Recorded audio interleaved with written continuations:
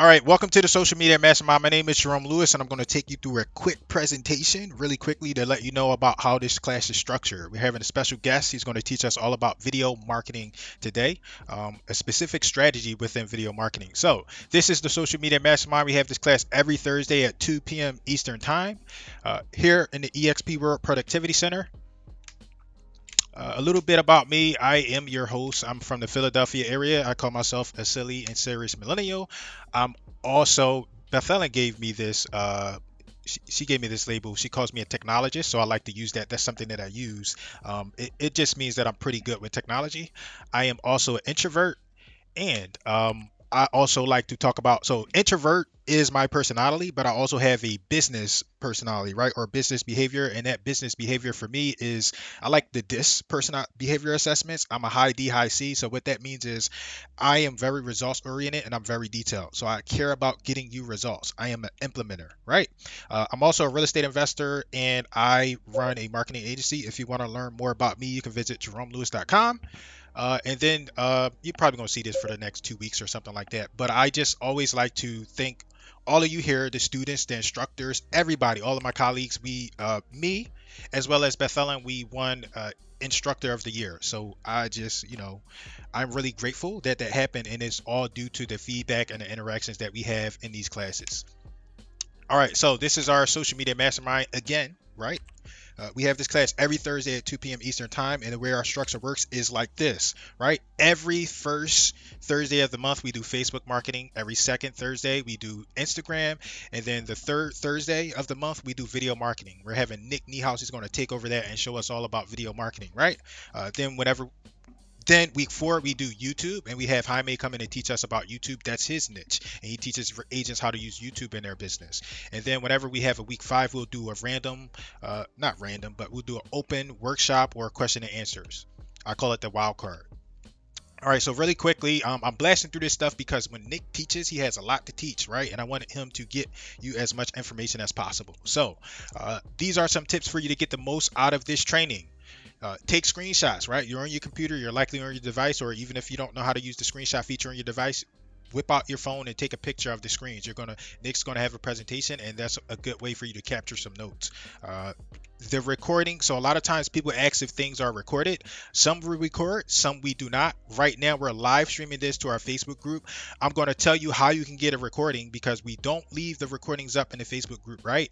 We are a company and we want to leave some stuff exclusive to us, right? And we also want to leave some stuff exclusive to the people that chose to attend live. So we don't leave everything up. We don't record everything. Nick is going to tell you a little bit about how you can get recording towards the end. And that's that. Um, Make sure you interact and engage, right? The best way you learn is to be engaged and be involved. I have a YouTube page where I share some of my trainings, and then we also have a Facebook group. I will share links to those in the chat before I hand it off to Nick. And then really quickly, these are some of the reasons why I continue to run this class. I want you to know and understand these statistics. This is a good slide for you to take a picture of or a screenshot, right? These statistics, right? When you employ and implement social media into your business, you get more business, period, right? And then this is directly from the National Association of Realtors. Social media is the top lead generation tool for realtors, right? So employ social media into your business. It will bring you more business. All right, so welcome to the Social Media Mastermind, and today we are going to have our special guest Nick Niehaus teach us all about how to determine video topics for your ideal audience. Right? Nick is one of the co-founders of Business Video School, and every time he does a presentation, I learn something new. Right? I'm always implementing marketing and video into my business, but I still learn something every single time he speaks. So I'm excited to have Nick here. Nick, the floor is yours.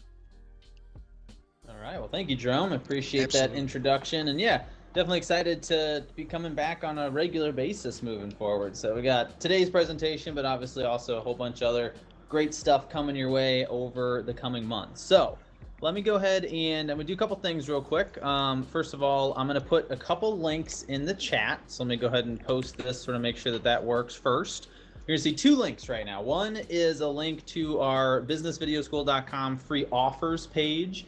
If you're into video, you want to learn more about how to use it, a couple guides and tips and tricks and whatnot, That is available on that page. And the second link, and I don't want to set the expectation that I'm always going to have a handout, but that is a handout. It's a pretty actually in-depth, robust handout. It's part of a handout from a paid training, so I'm not asking you to pay for it or anything today, but it is a pretty high quality piece of material if you actually follow along and fill it out as we go today. So it's up to you. You don't have to have it.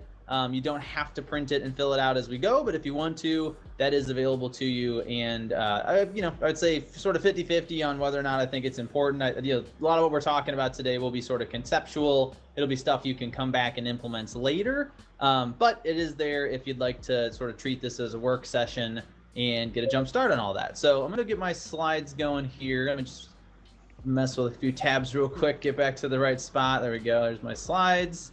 And let me go ahead and share, and we'll get started. Give me 2 more seconds. Sorry, I'm got too many tabs going at the moment. All right, here we go.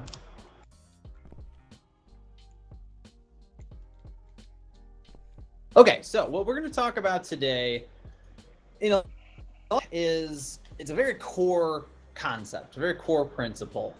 If you can understand who your ideal customer is, your ideal audience, right? They should be the same person. You can simplify a lot of your other marketing. And so I think that what I want to start out by just kind of pointing out today is that a lot of real estate agents, I would say most small business owners in general, I definitely see it a lot in the real estate space where we spend most of our time. There are a lot of folks that want to know, what should I talk about in my videos? And they approach it as if there are killer ideas that any agent should make. And I'm here to sort of try to puncture that idea as much as possible and maybe dispel that myth, I call it, altogether. And the reason for that is this. We are past the point where that was really a good idea. There was probably a time where it worked, and the reason it worked is just because there was only a few people actually using those ideas, right? So if you were the first agent ever to make that video in your market and nobody else was making videos, then yeah, you could just sort of pick the generic topics and make your video for them. But that is really no longer the case. And so I'm going to give you, start out here a little bit sort of explaining why and helping you dig in a little bit to sort of how the world has changed, how human communication has changed. And that might be a little bit intimidating. And then I'm going to go over how to adjust to those changes, right? And what you're going to find is if you do this work, if you do the hard work, and like I said, take the handout, you can fill it out later if you don't want to do it now. But if you do this work, it will take some upfront work, but it's going to give you an immense amount of clarity for many years to come.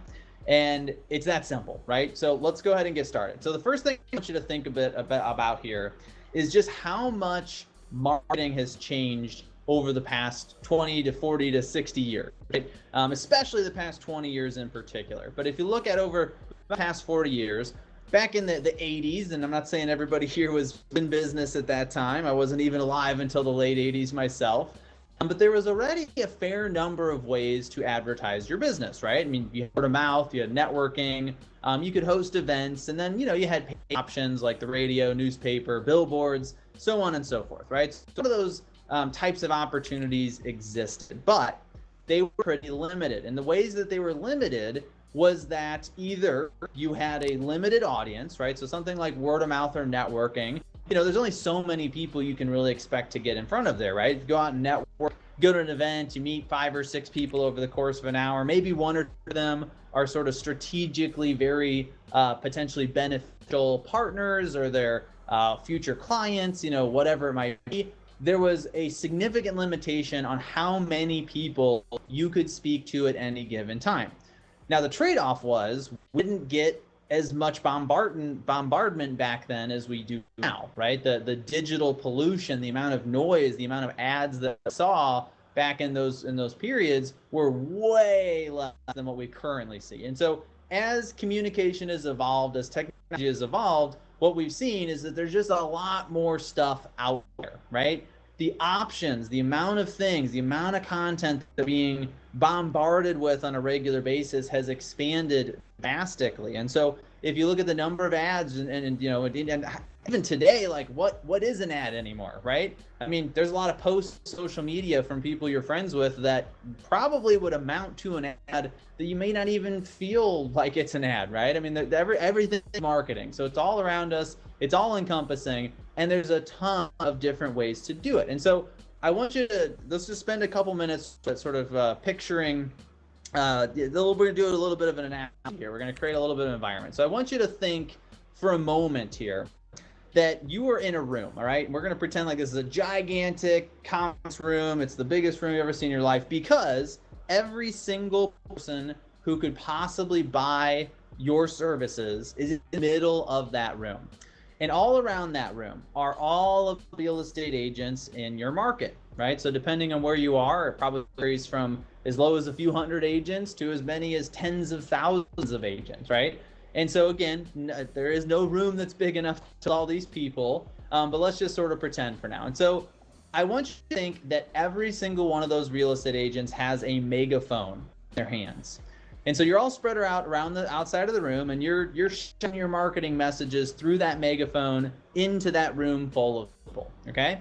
Well, what has happened over the past 20 years or so in particular, but has been a gradual progression all throughout human evolution in many ways, is that those microphones, those megaphones, keep getting bigger. And so what that means is that now, if I want, it is not hard for me to get in front of thousands of people. I mean, just on Facebook alone, I have a couple thousand Facebook friends. The average real estate agent probably does too, right? Because a lot of you put a lot of work into growing your audience there. You're capped at 5,000. So I know a lot of real estate agents that have 5,000 Facebook friends because they want to maximize that exposure. That's just one platform. So that's one place out of many, many different places where I can get in front of a few thousand people at any given time. Now, they're not all going to be my post. I understand all that. But the point is that I have access to the attention of a lot more people than I used to. And the equivalent is that your megaphone has gotten louder and louder and louder over time, right? There's so many additional new ways we can communicate with the people in our community. The trade-off is what we're all experiencing as consumers, right? So whereas maybe back in the 80s, 90s, even early 2000s, if I was someone standing in that room, if I was one of those potential customers, I was not regularly hearing from that many realtors. And this is the part you have to fundamentally understand, is over the past 15 years, over the past 10 years, those numbers have drastically increased. The number of real estate agents that I'm hearing from on a regular basis is going up every single year because it's become easier and easier for them to communicate with me. So if you, again, back to the analogy, you think about being in the middle of the room and you used to only be able to ever hear one or two agents. Well, all you had to do was remind the people in the room that you were a realtor and that you existed and that you were ready to serve them whenever they were ready to buy or move, or sell, sorry. And when they were, they'd reach out to you, right? Now, that same person is hearing from 10 or 20 or 30 different real estate agents, right? They're on 5 or 6 different email newsletters. They're Facebook friends with 15 different realtors. They follow 5 of them on Instagram. There's a lot of people. And the problem is your message has to change as a result of that. Because if I'm hearing from a whole bunch of different agents, it's no longer a question of do I know a realtor or not, which is what it used to be. Now it's a question of I of course know a realtor, which one am I going to use? And that's not necessarily a conscious thought process. It's usually a non-conscious process, right? It's just whoever I'm most familiar with, whoever has been delivering the most relevant message to me over the prior 6 months or a year is probably the agent that's going to pop into my mind, and they're probably the one I'm going to call. I'm going to show you my next slide in just a second. I want you to imagine for a second that you're out in the middle of that room, you're one of those customers, and the one thing we know about you is that you're a doctor, all right? That's the only thing we know right now, just for the purposes of this little demonstration. And I want you to take a look at all the agents, all the realtors that doctor can hear from, right? They're shouting out in the room, they're sharing their marketing messages, and this is what they're saying. Take a look at this slide for just a second right now, and I want you to think for just a second, which of these agents' messages would that potential customer actually hear? Right? So you can see reading through this, everyone is saying, I can help anyone buy a house. I can help anyone buy a house. I can help everybody do this. They're all saying the exact same thing. Only one of them is saying that they help doctors. So if I know 15 different agents and I'm a doctor and only one of those agents says to me, hey, did you know that I really like to work with doctors? I know what your life is like. I know what parts of town you tend to want to live in because of your career, where the hospitals are located and all that kind of stuff. I, as a doctor, would hear that. In that case, yes, you might work with other type of professionals, but whenever you share that particular message, it's going to resonate with me. And that's what you have to understand here. And this doesn't mean you have to target doctors. It doesn't mean you have to target specific professions. But it does mean that the things you're talking about have to be specifically catered to your ideal customer, right? And if you do this well, it's going to solve a lot of your marketing problems for years to come. Because this is where a lot of small businesses make their primary mistake. And I used to deal this in really any industry. Like I worked with contractors for many years, the trades, right? So, they were putting roofs on homes and painting houses and that kind of stuff. And they say the same three things or so to every single one of them. Hey, we're insured and bonded and licensed, and we have good reviews, and blah, blah, blah, right? It's the same exact message every single time, and it does nothing to differentiate them. Now, granted, there's such a shortage of tradespeople that every contractor is busy as hell right now, so it doesn't really matter. They don't have to be good at marketing, but that is not the case in real estate, right? There's a lot more competition here. So we have to try to find a way to cut through the noise. We have to try to find a way to be the agent out of the 15 or 20 or 30 that each person is aware of, they actually think of when it's time to sell their house, right? That's all that matters. That's all we're ultimately trying to do. So the good news here, we can do a little bit of work up front. If we can think through who that ideal person is, it's going to predetermine exactly what we talk about. And you're never going to have to ask that question again of what should I make my videos about, right? What should I talk about in my videos? As if some sort of universal answer, you're going to be able to pin it down, right? Okay, so like I said, this is some content from a much larger training that we did recently, but I'm not going to go over all of this today. I mostly talk about that first option, which is identifying your audience, and then I'm going to use that to determine the topics you should talk about, or something we would call marketing themes, or you might call them content pillars.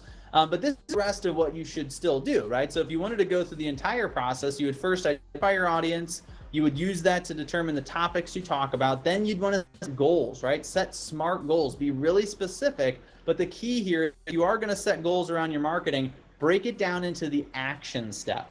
What are the actual day in and day out activities that you need to do to accomplish that SMART goal? That's much more important. I think we all at this understand the value of setting goals. There's obviously a lot of research around it. Written goals, really important. But what we're often not doing is think further into the point where we can break it down into the action steps we need to take.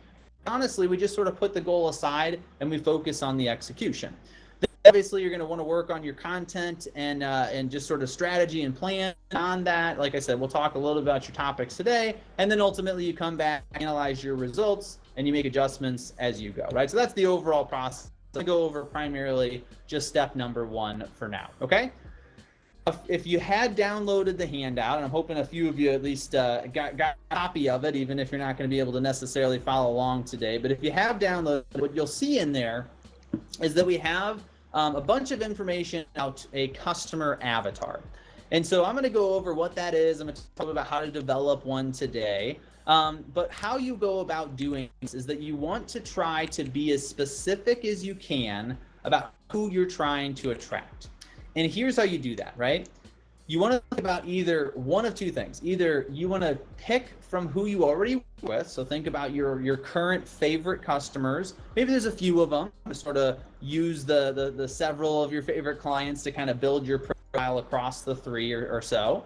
Or you can be aspirational. And so what that means is that if you are currently working with the kinds of people that maybe you like them, maybe they're great, but you really want to start working with people that are looking for really, bigger homes, or you really want to start working with people that are from, a specific part of town, because that would be more convenient for you, and you happen to know that it like the back of your hand because you grew up there, whatever it might be. If you have something you change about the kinds of people you work with, this is where you develop that change. This is where you can be specific and you can be a little bit aspirational about who you're trying to attract, right? So there's two different ways to think about it. So what I want you to do in this case, again, if you have that, what you'll see is that this page you see on your screen right now is in that handout. There's an example customer avatar, and so this is what that is, the customer avatar. This is exactly what it looks like. This is a textbook example of what you can and should develop. And the reason we develop this is that our brains as humans are really good at communicating with specific other people, right? So think about if you go out and you're working and you meet somebody, what do? You ask them a few questions, you get to know each other just a little bit, and you try as fast as you can to find something you have in common that you can start talking about, right? And so that's how humans work. Try to find common ground, and then that's the kinds of stuff that we lean into. And that's exactly what we're going to be doing with this process, is understanding our ideal customer, finding common ground, and talking about those things all the time, right? But we're not necessarily very good at talking to lots of different kinds of people. And it makes sense, because if you get two people into that conversation, or so you add a third person, right? So a second person that you're talking to, it gets a little bit harder. Now you got to find something that those people have in common with you. Then you add a third person. Now you got to find something you all have in common. And it's a big reason that when you go network, you tend to see small groups, usually just two people talking to each other. Don't tend to see really big groups, because as the group grows, as more people come over and get involved in the conversation, generally the more broad the conversation becomes, with one-sided, just one person, talking about what they did over the week 10 minutes in a row or something like that, people lose interest and they move on, right? So that's what you have to understand here, is the more you try to appeal to everyone, the less you appeal to anyone, right? Like if I were to ask you, give me one topic you could talk about today that every single person in the United States would find interesting, you're going to have a hard time. It's going to have to be something incredibly broad. It's probably not going to be all that exciting to anyone, right? So the idea is get specific, get narrow, all the way down to a specific person as close as you possibly can. And that's going to ensure that you're talking about things that are going to be compelling to the kind of person you're trying to attract. Now, before we move on from this, start talking about how to develop this profile, some of the questions, and then ultimately how to use that information to determine your topics, I do want to kind of address a concern that comes up a lot here. And that is, I don't want to get pigeonholed, right? I don't want to get stuck in a circumstance where I feel like I'm only able to attract certain kinds of people and other people are going to feel turned off by that, all right? The reality is that is not what's going to happen. The point is, if you don't talk to an individual specific person, if you don't try to be intentional about your messaging, no one is hearing you. Okay, that's the part you have to understand and accept. So by being intentional, some people will hear you, and so will people that are similar to that, right? So the idea is not to say I'm only ever going to get clients that are just like this profile. Her name is Amy, right? So I'm not going to say I'm only going to get people who are just exactly like Amy. I'm going to get a lot of people who are very much like Amy, and she's my customer, so that sounds great. Wouldn't it be nice if a lot more of the clients we worked with were exactly the people we love working with? But I'm also going to attract people who have things in common with Amy, right? And I'm also going to attract some random people, right? There's going to be somebody who just happened to know me and likes me, and even though they have nothing in common with me, they want to work with me, right? Because they've been following me for a few years, and it's going to happen.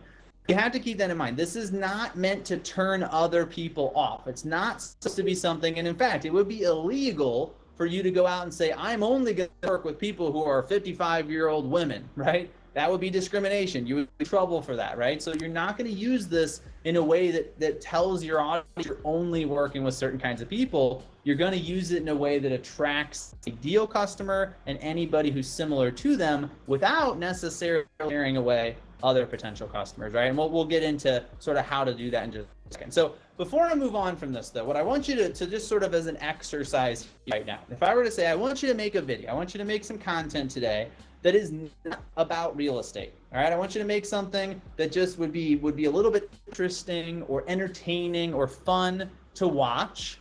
And I want it to be not about real estate, and it needs to attract Amy. Amy needs to find it interesting. What would you talk about, right? So I can't see the chat because I'm sharing my screen and I have my slides full screen right now. But if you want, throw some ideas in the chat because I think that would be interesting for you to sort of be able to see and kind of brainstorm around, right? So again, if you were looking at this profile and I said, okay, I need you to make a video about something that's not about real estate, what are some ideas you would have, right? Well, so I'll go over a few that I would come up with for the bat, right? Okay, so we know that she lives in the 6301 zip code. I'm going to go out and make a video featuring a restaurant in that zip code, right? She's interested in international travel. I'm going to make a video about all of the places I've traveled to and my quick review of each of them, right? I'm going to go on Google Maps and pull it up, throw it behind me on TikTok green screen and talk about each place that I've been to, all right?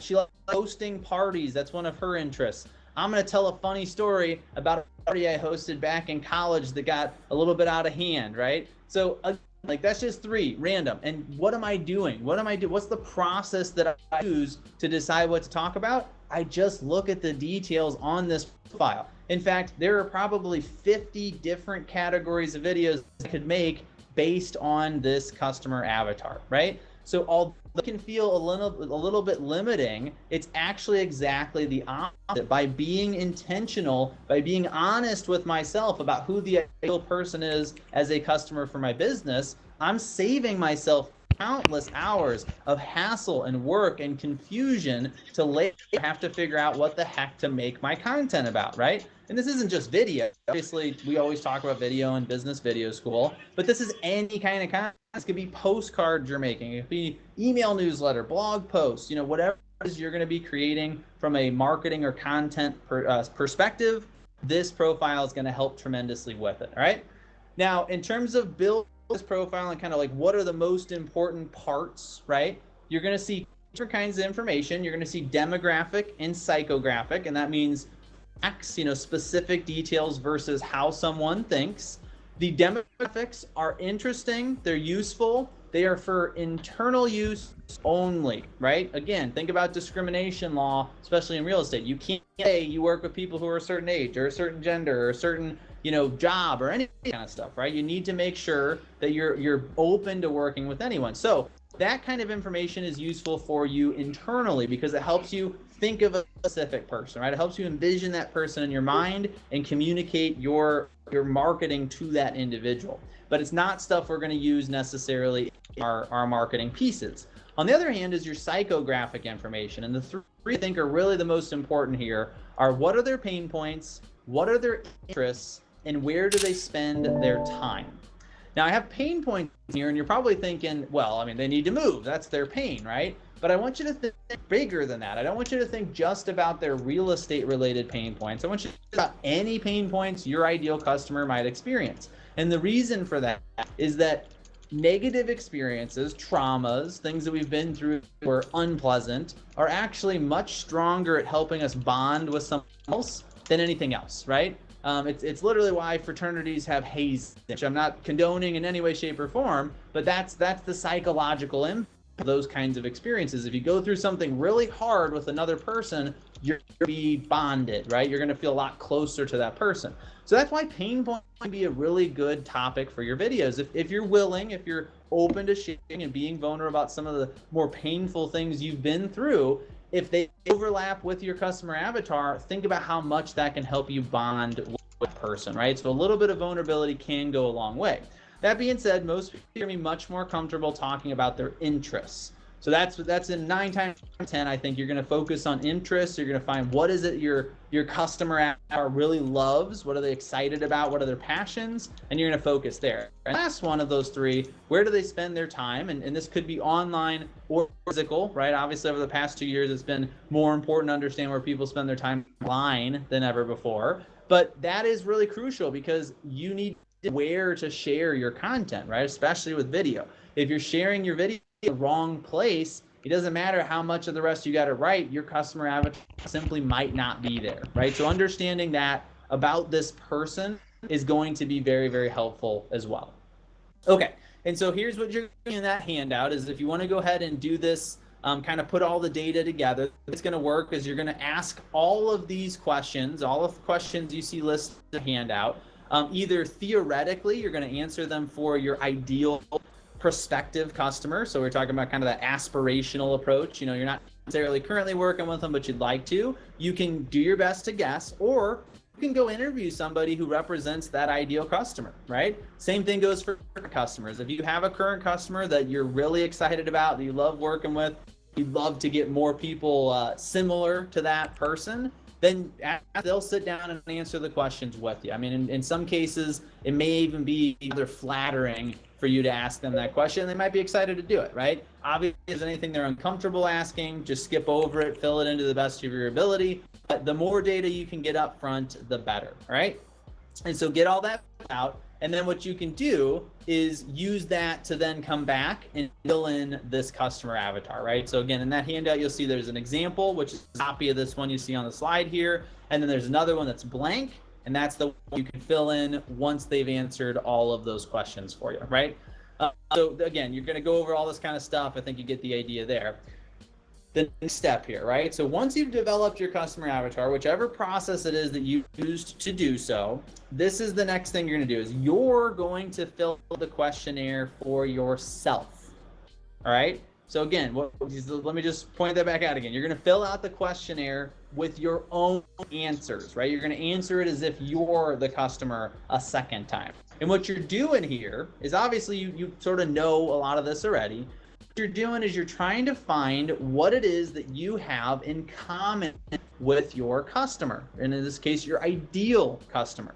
Now, off the top of your head, you might be tempted to skip straight to this part, right? To skip straight to the point where you go, well, I'm just going to start thinking about it and think about who my ideal customer might be, and I'm going to find what I have in common, because it sounds like what you're ultimately saying is you're just going to talk about things that you yourself have an interest in, or you yourself have experienced as pain points. That's fair, right? That is mostly true. But I do want to warn you a little bit to go back and do the hard work of developing avatar, because you might realize that there are things you would avoid talking about based on who that ideal person is, right? For example, if you have let's say you're a big fan of, sports team, and you know a lot of your customers like that team, but when you go back and develop your avatar, you realize, well, but who I'm really trying to work with is sort of a higher end customer. They're a little bit less interested in sports. They're more concerned with like the financial markets and things like that. And you might decide, you know what, maybe even though I like sports, that shouldn't be one of my topics, because my ideal customer, my customer avatar, isn't all that interested in it. And think about it, right? If that's the person, and you're out there talking about the score in the latest game and your opinions on what happened, and they don't find that interesting, you're going to turn them off, right? So you might get a lot of attention. You might get attention from the people who you do have as current customers. But if you did do the work to really dial in on who that customer avatar was, you're going to be in the boat potentially, right? So it's worth doing that exercise ahead of time. And so let me show you examples of what this might end up looking like. This first example, and again, these aren't comprehensive lists. This is just for kind of purposes of knowing during the training here. But this first example is a customer avatar who is very similar to the real estate agent. Right? This is the kind of thing where it's like, this is pretty common, but that way, right? It's very common that you're going to work with people who have a lot in common with you, right? That's just sort of human nature. Right off the bat. So this is going to be a lot of you. A lot of you are going to have a list where you have sort of the very obvious overlap, right? Look at the things in the middle there. What do you have in common? Go ahead, ask your question. Well, I was just going to ask, how do you typically get put together, right? So that's pretty straightforward.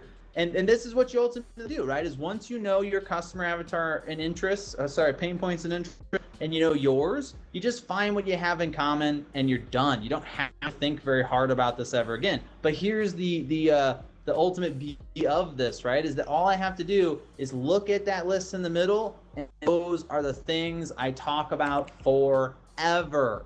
And this is something that when I first got into business, I just did not understand. It was so hard for me, is I didn't understand how, if I talk about the same things over and over again, am I not going to bore people, right? Of course I'm going to bore people. It's just, if I talk about the same topics all the time, right? But that's not true. The way we work is completely opposite of that, right? We tend to we tend to come back to the same interests over and over again. So if I like my local baseball team and you talk about that baseball team over and over again, I'm going to keep coming back to watch more of it as long as you have some sort of useful side or you're entertaining me in some form or another, right? Because it's an interest of mine. Those are the things I focus on all the frickin' time. So that's the thing I had to come to terms with, is understand, no, I can't say the same thing every single time. If I talk about the same topics over and over and over again, people will start to know me for those topics, and the people that have an interest in them will be drawn to me, right? And so since these are all topics that I know my customer already has an interest in, that means that I'm going to be basically guaranteeing myself to attract that person over time. And the reason this clarity is so important when you're first getting started is that you are going to second guess what you're doing. I would say probably the large majority of the businesses I've ever worked with, when I sat down with them and I asked them about their marketing, they all had examples of things they had tried that didn't quote unquote work. But then when I dug in further, I realized, oh, they just stopped doing them before they ever could have worked. So an example would be one of them had sent a bunch of postcards to a specific to people. And then I asked them, okay, how many more postcards did you send? They said none, because they gave up after the first one because they didn't think it was working, right?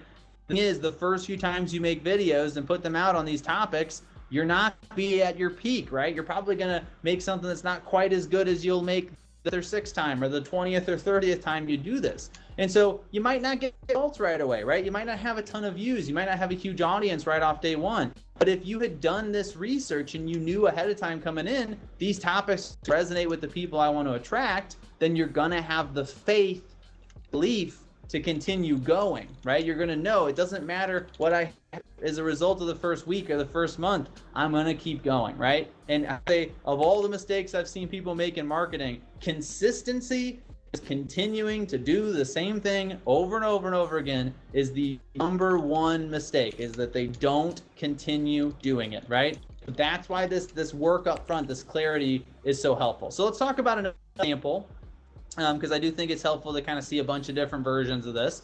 This is an example where you and your customer avatar are a little bit, well, I'd say a lot different from each other, okay? So if you're in a situation where, one example I've seen quite a bit is somebody, maybe you're a real estate agent that works with first-time home buyers, right? A lot of people do. A lot of times when you first into the industry, that's often your initial market, because, a lot of times you're a first-time home buyer recently yourself, right? And so let's say you decide, but though I want to start working with people that have a little bit more money to spend, maybe they have bigger houses to sell, whatever it might be. You might be aiming for a group of people that all of a sudden are pretty different than you, right? So this is more of an example of that. And I'm going to walk through some of the psychology or the thought process, I should say, behind some of this, right? So on your side, you've got business, soccer, hiking. This is somebody who's married. They have kids, but they have young kids, right? So they're not adult children. They're into barbecuing, and their political leaning is they're liberal. On the right-hand side, you have a customer who's a veteran. They're ex-military. They're really into hunting. They're conservative, right? So politically, probably not going to talk about politics, right? They're married. They have grandkids. Their house is too big, and they read. This individual reads the newspaper every day, right? Again, I know this is not a comprehensive list, so if you're doing this at home, you probably have 40 or 50 things on your side. This is just what fits on the screen, so to speak, right? But if you look at it, you're going to go, you know what? The one they have in common is that they're married, right? So we have marriage jokes on there as kind of an idea. In this case, and I didn't have it on here, but it would both be male in this case. So you could make jokes about marriage. The rest of them, they're not as obvious, right? They're not specific things that you see listed. The first one, camping gear review. So how do we get to that, right? Well, the first person likes hiking, the agent in this case, right? The customer likes hunting. Now, there is some overlap there, right? That's something where we're both spending significant amounts of times outdoors. There's going to be a that those two activities have in common in some cases, right? Obviously, if you're an advocate of either one, you might think that there are more differences than similarities, but we want to find something that I'm going to find interesting talking about, and my customer is going to find interesting to watch. So we settled on camping gear reviews, right? So the kinds of gear you would take camping, which is oftentimes a part of both hiking or not every one of those cases, right? But in some cases it is. And we're going to do a review of camping gear items, right? So that's something that is likely to pique the interest of the customer. Another one is activities for kids. Now, in this case, I, as the agent here, have young children. The customer has grandchildren, right? And so they're not, we're not the same age. Our kids are not the same age, but the grandkids and my kids are close to the same age. We talk about different activities that you can do for them. That's something I'm going to have a lot of familiarity with. I'm doing this stuff with my kids already. And then this particular customer is going to find it interesting because of their grandchildren. We're going to talk about downsizing because this person has a house that's too big. It's a pain point, right? So that's why it's listed. It's not an interest.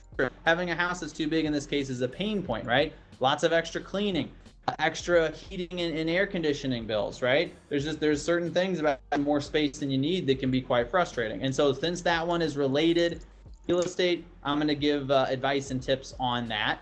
And the last one, industry news. So this is one a lot of agents will touch on. They'll talk about real estate, especially market updates, right? That kind of stuff. But I'm only including it as a topic that's valid here because this is an individual who reads the newspaper regularly. So this is someone who's sort of an avid news consumer, right? In that case, talking about the latest industry news in real estate is relevant, right? That's something that's valuable to them, and it's not only something I'm doing to talk about my business. I'm doing it because they may actually find it. In fact, looking at the profile of this person, there's probably a good chance they're a real estate investor, right? So even that would take it a step further. So in this case, talk about the latest and greatest in the industry. This is not, if we were doing industry, it wouldn't just be market updates. It would be full on news, like announcements, the latest iBuyer to enter the space, or announcements about, the latest funding round for Compass or something like that, right? It would be things that are sort of big news stories that you would think only matter to real estate agents, but this customer all cares about them. And so that's why we're including it, right? So here's another 3 examples with just the final the final topics that come in the middle. So in one case, we've got a customer avatar that would be a young family with young kids, right? So we're going to talk about real estate, so education and client stories, because again, you always, one thing I see in all of these is that they always include some aspect of real estate, right? Although we do talk about things that are not our business as much as we can, we do need to talk about our business every so often, right? I mean, in fact, a lot of people would recommend using the 80-20 rule. So 80% of your content is not about real estate and 20% is specifically about real estate, or 20% of it is promotional, right? It's actual calls to action. It's actual sort of commercial type content, right? And so we're always going to want to talk about real estate, but we also want to talk about other things. In this case, we would talk about our family. As if this was the case, we'd have the customer, and then in our case, the example agent has a young family. So guess what? That's a great thing to talk about, sharing pictures of your kids and the activities and stuff they're going through. Now, if you don't want to talk about that, again, this is your interest, right? Your interests are being taken into account here. So if any of these lists have things on them where you're like, well, I wouldn't talk about that, that's kind of the point, right? These are unique to you and your customer. We would also in place include home decor or home improvement, because a lot of times these younger families are looking for ways to kind of spruce up what they're doing, and then financial education, like planning for college or retirement. Another example, this is with a customer that is a young couple. They just got married, probably for their first home or just purchased their first home, right? So again, we're talking about real estate. In this case, we might talk about local events or ideas for date nights, career advice, right? So let's say you are an older individual, but you do want to work with first-time home buyers. You could talk about some of the stories you have earlier in your career when you were first getting started, right? Trendy apps and online tools, and then pets, because most young couples, a lot of young couples, they pet before they end up having kids, if they ever even do have kids. And so it can be often a good topic to talk about pets. And then finally, talking more with somebody who's on the senior end of the scale, we talk about real estate again. We talk about downsizing and or decluttering tips, activities for the grandkids, winery tours, and restaurants or businesses with senior specials, right? So again, remember all 3 examples. I'm just sort of giving you more examples of what these marketing teams can look like, but these are completely random in a sense, right? These are not meant to be suggestions for what you should do, okay? So again, I want to bump back just a second here to come back to this, right? This is what you're ultimately trying to do, is you're trying to customize this to you and your business and your ideal customer. And I want the answers to be all over the place, right? Like, in fact, at the end of this, if we can few minutes and you all can put some of the ideas that you have in the chat. I'd love to see some of the topics that you think you would both like and your ideal customer would love to hear about. I know you maybe haven't done this entire process, or it's very unlikely you've done it here in the past 45 minutes. But if you just started to get the juices going and you're thinking about a few opportunities, I'd love to see that in the chat. So I'll pop back over into the room here in just a minute. But if you do want to start thinking that through, if you got an idea, throw it in there. I'd love to see what everybody's coming up with, because what we'll usually find is there's going to be a bunch of different ideas, and that's what we should see, right? We shouldn't see people all the same things. We should see people coming up with unique stuff for their business, right? Okay, and so as we kind of sum all this up here and we come to the end, I want to talk a little bit about, where does this stuff come into play? So once you've done this, once you've come up with these themes, you should have a ton of, right? You should have a really clear sense of who you're talking to, but then more importantly, what the heck they care about. What do they want to hear more of? What do we want to keep coming back to over and over again? And while that is really useful for your content, right? It's useful for your videos, it's useful for anything else you do, right? It's useful for your content, your newsletters, any kind of marketing piece you make, right? I'll give you insight into, we talk about pain points a lot here, right? Pain point can be just simple marketing touches. So, if you know things about your customer that are even not related to their real estate needs, but you can mention that in marketing, that can be very powerful, right? But it's also going to be useful in a lot of other areas. One of my favorites here is event themes. You see agents all the time. They'll do things like, a popular one is like a movie night. You rent out a theater, you bring all the families in, and you show them, well, obviously, that's the kind of agent that caters to families with young children, right? I mean, if they're not, then that's a weird event to hold, right? On the other hand, you might see somebody that holds a wine tasting night, right? Obviously, that's going to cater to, it could be the same people. Maybe they're families with young kids, and they're just getting out of the wine tasting. But you know what I mean? It's a completely different theme, and it could attract a completely different audience. But you can go a step further, right? Those are both sort of really common types of events. Well, now you can start to think about what are really unique events that we could do, right? You can take this from, oh, this is just something nice doing for my sphere, to, hey, this is an event that's so unique and specific that I might just advertise this to the general public, and a bunch of my ideal customers are going to show up to this event, right? So, for instance, like let's say you find out that your ideal customer is a huge fan of a certain author, and so are you. And so you're going to talk about that author books, and that's going to be one of your marketing themes, right? Well, maybe you could find a way to get that author into town at some point, or maybe when they are in town, you can invite everybody to come to their book signing or something like that, right? So there's all kinds of creative, I'm just making stuff up on the spot really as I talk about this, but you get the idea, right? We can be more intentional, more specific with our events because we know more about the customer, right? This is another one I think is really helpful, is finding business to partner with, right? This is, in my mind, we need to do more of this, right? And I think real estate as an industry can lead the way on this, right?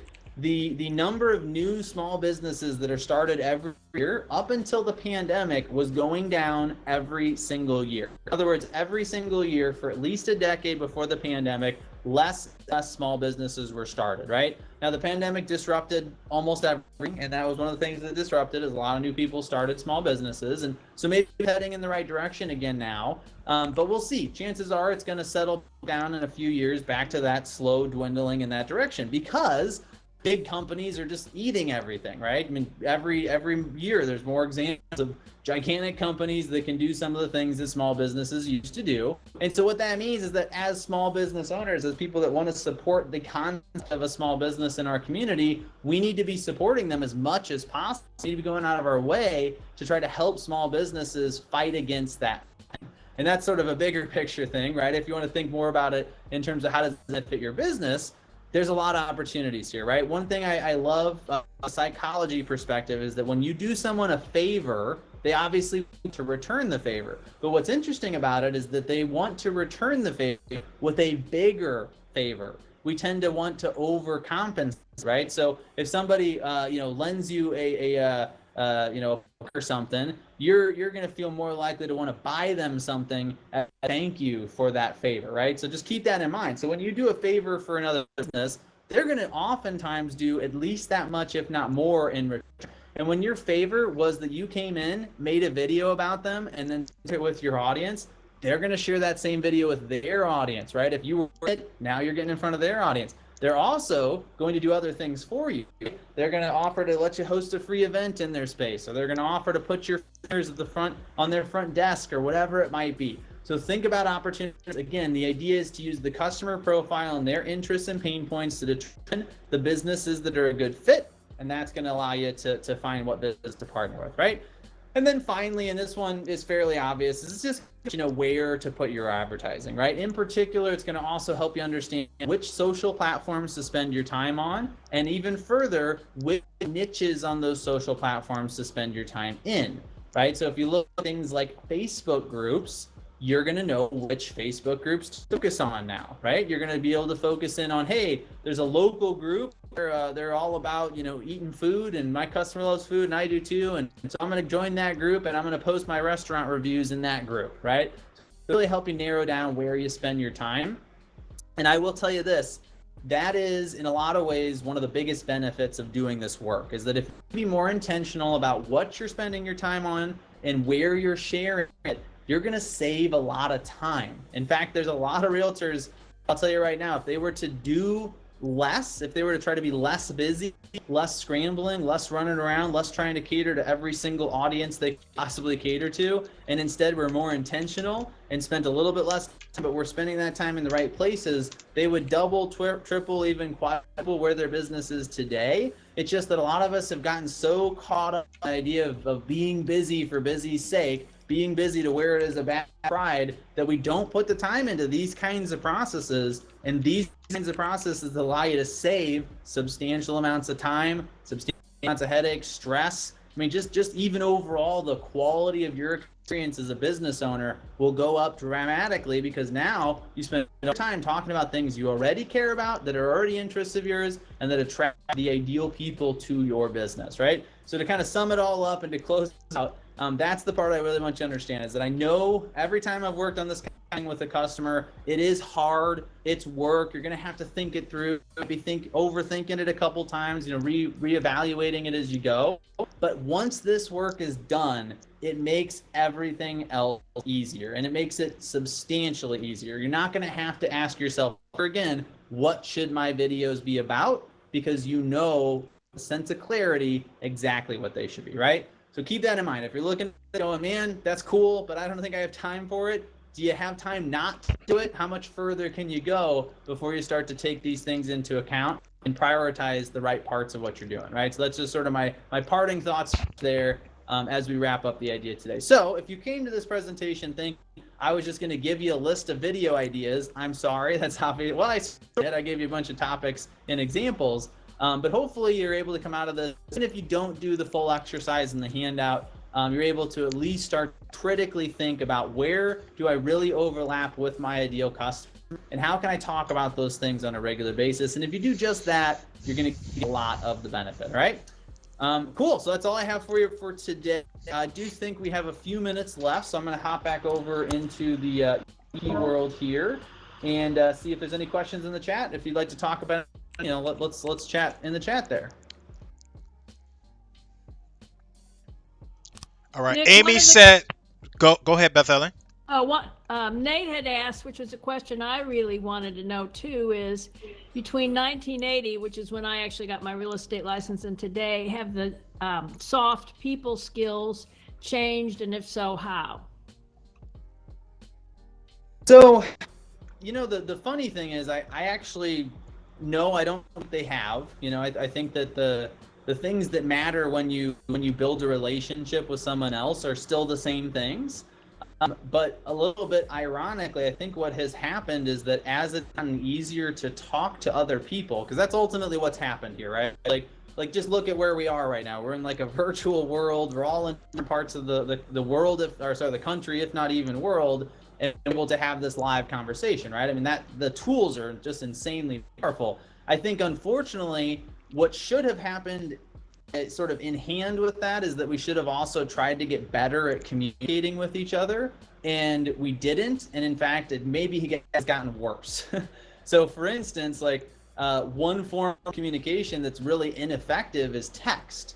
So when you all have is text, you don't hear tone of voice, you don't hear, you can't see facial expression. There's a whole bunch of information that's kind of lost there versus having a face-to-face conversation. And as it's gotten easier and easier to communicate back and forth with text, put up a Facebook post, respond to it in the comments, that kind of stuff. We have sort of forgotten that we are interpreting that text in our own state of mind, right? So there's all arguments, all this kind of tension that comes from those types of interactions simply because we're reading the what somebody wrote in our own current emotional state, not the way that they intended it. So I don't know that was quite what the question was about, but what I think you want to think about is that's a big reason video, I think, is so important now, is that video does allow you to communicate just like you were face-to-face, right? So if you can watch a video of somebody, you feel very much like you're having a face-to-face conversation with them, and that allows you to use all of those skills, right? So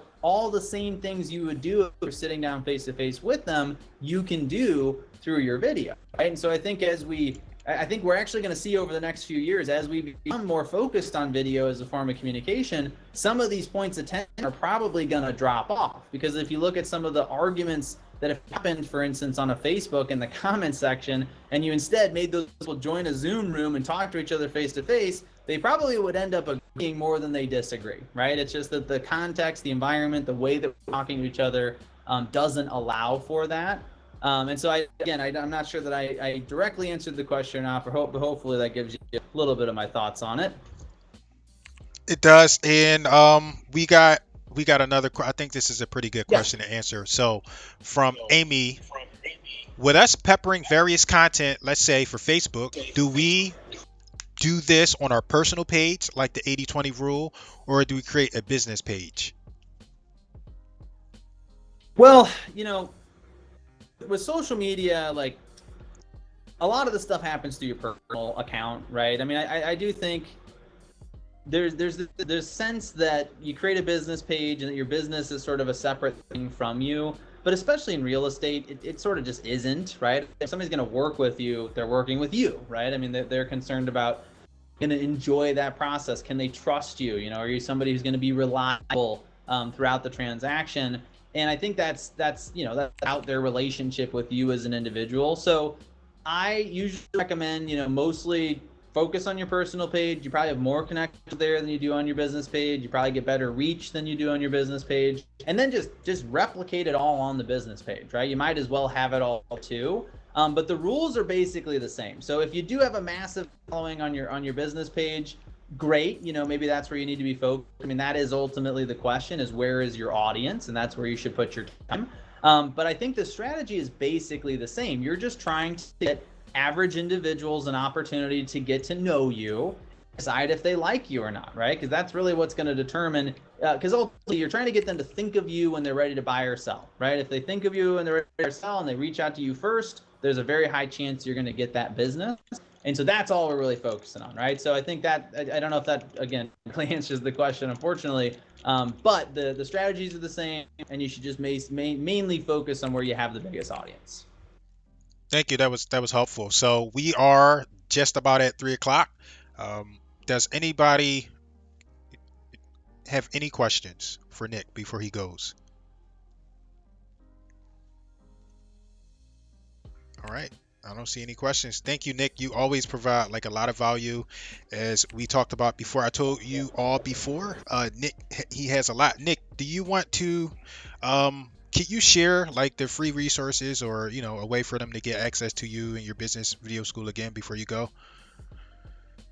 Yeah, actually, I just threw that in the chat. I was going to mention that. Okay, so if you look at the chat right now, where it says Nick Niehaus 569, the first link there, and you may have to copy it out here. I don't know if these hyperlink directly or not, but the first link is our free offers, and there's 4 different free offers right now. So video is important to you. If you want to continue to use more of it in your business, check that page out. We're going to have a free training we're doing next. You might want to check out. There's a free mini course you can sign up for. There's a guide on setting up your studio and your house for under $300. And then there's also a goal setting worksheet. So actually the process I was talking about going through to set your goals, which we didn't cover today. But if you'd like to go through that process, that sheet is available for free on our website for now. So check it out. There's lots of good stuff on there. And the second link I shared was the handout for today's training. So if you still want to get a copy, that's there as well. All right, thank you so much, Nick. I really appreciate you. For everyone, we did stream this to the Facebook group. We won't leave it up forever. So I did drop a link in the chat. If you're interested in watching it again, go check it out in the Facebook group and try to check it out soon. We don't leave them all up. Nick, thank you so much. I'm looking forward to seeing you next month. Thank you for doing this. You did the class before as well as this class. We really appreciate it because you drop a lot of value in regards to video content. Thank you so much. Yeah, happy to be here and looking forward to doing these moving forward. Can I ask a question? Yes, who's your question for? Because I'm person presenting. I'm in the intercom, so I'm just wondering like how I can get the like attachment. Just message me on handout. message. So Nate will take care of you. Message Nate on Workplace, and he'll take care of you. Okay, Nate. Nate okay. Woosley. Woosley. Nate, you can take care of her, right? Yeah, I'll shoot him over right now through Workplace. I'll get you taken care of. All right, thank you, Thank Nate. you so much. Hey, no problem. Bye. All right, everyone. Class is officially over. Thank you so much.